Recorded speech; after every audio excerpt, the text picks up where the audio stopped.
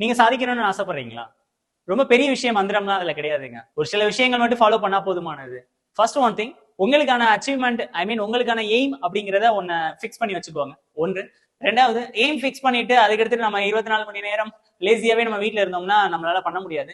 அதற்கான முயற்சியை நம்ம எடுக்கணும். முயற்சி மட்டும் கிடையாது, அது தொடர் முயற்சியா இருக்கணும். அது தொடர் முயற்சி மட்டும் கிடையாது, விரும்பி நீங்க பண்ணி ஆகணும். அதுல நிறைகள், குறைகள், அப்ஸ் அண்ட் டவுன்ஸ் இந்த மாதிரி நிறைய விஷயங்கள் சேர்ந்து வந்து உங்க வாழ்க்கையில் அடிக்கும். அந்த மாதிரி குறைகள் வர்றப்பையும் மனம் தளராமல், நிறைகள் வர்றப்பையும் ரொம்ப சந்தோஷப்படாம நம்ம எடுத்த இலக்கை மட்டும் அச்சீவ் பண்றதுக்கு விடாமுயற்சியா ஓடிக்கிட்டே இருக்கணும். 1 மாதம் ஆகலாம், 2 மாதம் ஆகலாம், 5 மாதம் ஆகலாம், ஏன் 1 வருஷம் கூட ஆகலாம். பட் ஆனா கட்டாயமா உங்க விஷயத்துல நீங்க விடாப்புடியா கடுமையான உழைப்பை போட்டுட்டே இருந்தீங்க அப்படின்னா டெஃபினட்டா உங்க ரீச் அடிச்சலாம். அதே மாதிரிதான் நமக்கான கோல்.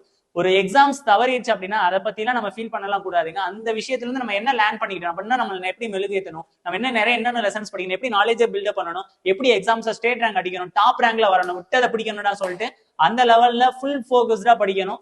திருப்பி ஒண்ணு சொல்றேன், நாய் குறைக்குதேன்னு சொல்லிட்டு நீங்க வாட்டு சுத்தி முத்தி பாத்துக்கிட்டே இருக்காதீங்க. அது வாட்டு குறைச்சிக்கிட்டே தான் இருக்கும்.